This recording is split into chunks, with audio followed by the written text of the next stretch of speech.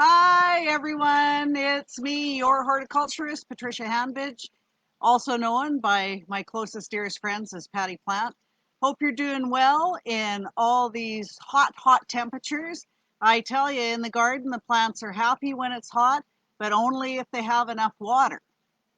So, how do we keep our plants healthy when it's plus 30 and the humidity is high or the humidity is low? Well, I tell you, as humans, what do? We hydrate, we cool ourselves off in nice watering kind of situations. If we're by the pool, the lake, or the ocean, we jump in and cool our body temperature off, but unfortunately, not realistic for plants. So, what do? Well, the best way to keep your plants happy and healthy when we've got really hot temperatures is to ensure that they're well watered early in the day before the heat gets really high. So how do you do that? Well, water in the morning, because what happens when the temperature increases, just like when we start running or exercising, we start to sweat. Well, part of the processes that plants go through involve that same kind of situation. I don't know if you've ever wondered why it's cooler to stand under a beautiful big old tree when it's hot outside than in the shade of a building. Well, actually, the process of transpiration, when the plant actually gives off water vapor out of the stomates or stomata in the leaves, what that does, it has a cooling effect on the atmosphere around us. So if you're hot, stand under a tree. But that tree can only go through that process if it has adequate moisture. So it's the same whether you're a big old oak tree, a maple tree, or a tomato plant. So how are the plants in your garden right now? I'm a little late today. My apologies for that, folks, because gosh, it's July in the summertime and I was on the road. So rather than do something without a beautiful background, I decided just to wait a little while. So my apologies. I hope I didn't inconvenience anyone. So let's get back to the plants. So as you know, plants have to do work. And when you think of a plant, they are the single most wonderful thing on this earth that allow us to have life. Are you're thinking, oh yeah, Patty, it's late in the day. What are you doing?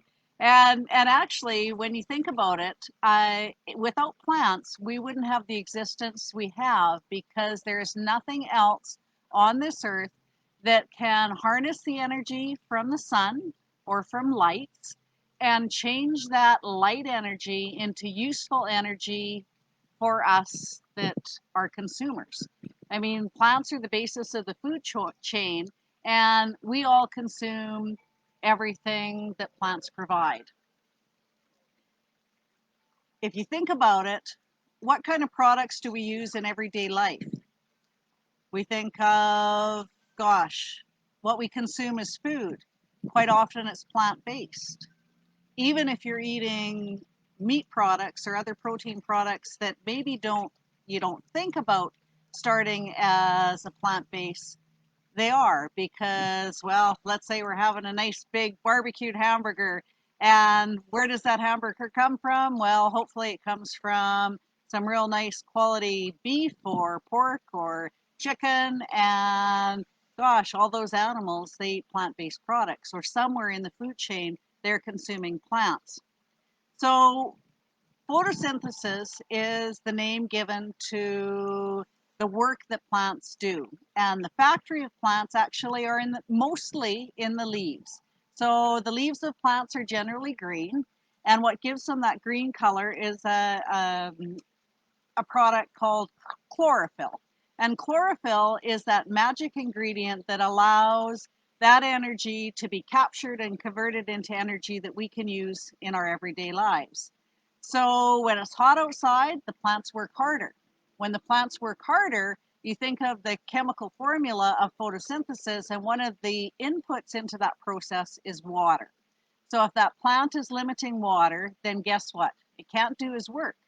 And if the plant cannot do its work, then It's not going to be able to get the foodstuffs it needs. And eventually, if water is withheld and the plant doesn't have enough water to function, eventually that plant will wilt.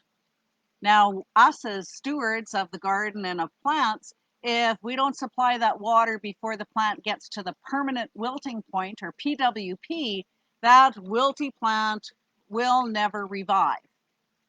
So it's very important when it's hot outside, whether it's humid or dry, those plants will still dry out. If there's any breeze, then that evaporation happens even quicker, and the work can't get done if the water isn't there. So if your tomatoes are wilty, oh my goodness, please water them. Any plants that are wilty, water early in the morning, water later at night, but watering later at night is always more risky because over the evening and the nighttime when the air is cooler, the ambient temperature is cooler, then there's more chance of bacterial and fungal diseases happening. So water early in the day, check them again later in the day, especially by the end of July and into August, because those plants are sizing up, they're larger, they need more moisture. So it's important for us to water before that wilting happens, because every time we interrupt the work of the plant, there's dire side effects. So I hope you're doing well in this warm weather. The plants, if they have adequate water, are finally sizing up and growing to their potential, because like I said earlier, when it's warmer outside, the plants do faster work, they do more work, but in order to do that, they need more inputs in order to do that work. So cool off, folks. Have a nice cool drink. Dip your feet in any water source nearby. Lower your ambient temperature and stand under a tree instead of the shade of a building. You'll feel the coolness. Enjoy when things cool down, as the plants do, because as it cools down, their work slows down.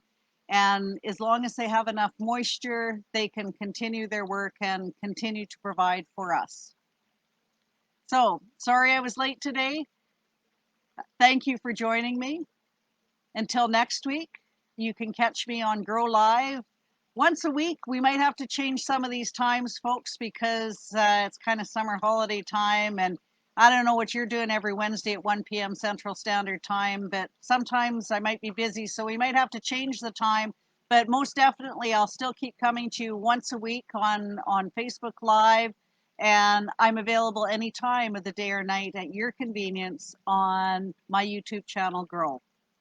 Drop me a line if you have any questions, want to make any comments. I'm always happy to hear from you. And until I see you again, be happy, stay safe, and let's get growing. See you next time, folks.